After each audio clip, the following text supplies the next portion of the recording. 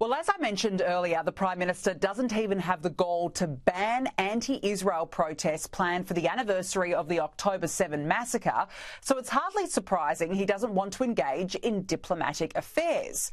Iran's ambassador to Australia has written a lengthy tribute to Hezbollah leader Hassan Nasrallah, calling him a remarkable leader. Now, Ahmad Saghedi said Nasrallah was a blessed martyr who had a dignified path to heaven and had described his leadership as an ongoing struggle against the vile entity of the Zionist regime.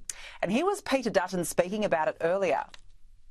It's not his first time, and he's been warned by the government before. I think the comments from the Iranian ambassador are completely and utterly at odds with what is in our country's best interests, and the Prime Minister and the Foreign Minister should show the strength of character and expel him from our country.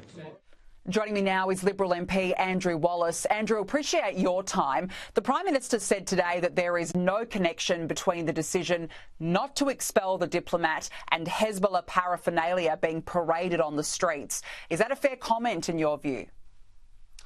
Danica, absolutely it is not a fair comment. This all comes back down to a fundamental failure of leadership of the Prime Minister. From the very top down and from the very beginning, from October 7, the Prime Minister has absolutely failed the Jewish people in Australia, and he's failed Israel and the Jewish people across the world.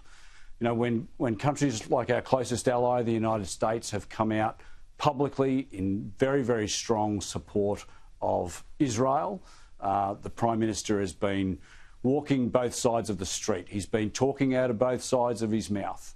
On the one hand, he's trying to walk a very fine line in support of his Labor left and his Labor left members, particularly in Western Sydney, but he's also trying to be very careful about what he says in relation to not offending the Jewish community here. But, you know, look, I've been down to Melbourne a bit and I've spoken with a lot of Jews in Australia and internationally, and they feel fundamentally let down by the leadership of the Prime Minister and his lack of demonstrative support for Israel and the Jewish community in Australia.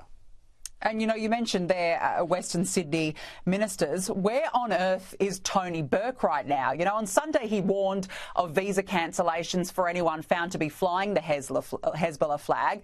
Then he told police to report protesters who are on visas, and yet no visas as of yet have been cancelled.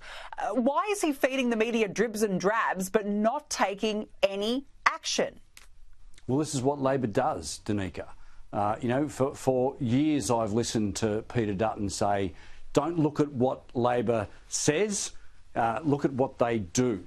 And what Labor says that they're going to do and what they actually do are very often different things. The Prime Minister just simply is failing to lead, and it's no surprise that his senior ministers, particularly Tony Burke, who has a very strong Muslim community in his electorate, you know, he's going to be very, very careful about not upsetting those people. We know that he's got the Muslim Vote organisation that are mobilising against him in his own electorate, so they are very vulnerable. But the Labor Party cannot have it both ways. They can't walk both sides of the street. This is a matter of fundamentally, you know, what's right and what's wrong. Israel is a democratic ally of Australia, and they need all the friends they can get at the darkest hour. And they are not getting that show of support from Australia. They're not getting that show of support from our Prime Minister. You know, there's not a lot I agree with Paul Keating, Danica, on many things, but on this I do agree with him when he said, you change the government, you change the nation. And over the last 2.5 years, I'm really sad to say that this country is almost unrecognisable to what it was. We've got absolutely fundamental failures on foreign policy coming from the Prime Minister and Penny Wong down, and what we are seeing is a situation on our streets where people can feel like they can act with impunity. And if people feel like they can act with impunity, then they obviously feel like there are no consequences. I'm very concerned about the protests and demonstrations that are going to occur over the weekend.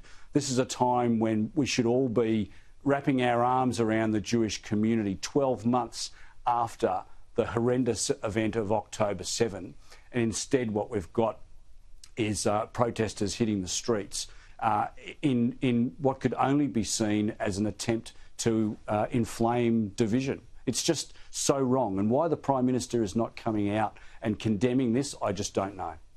It beggars belief. It's just a day for the Jewish community to remember those, and it is being hijacked by people who seemingly want to celebrate such an awful, awful atrocity. Liberal MP Andrew Wallace, great to have you on. Thank you for joining me this evening.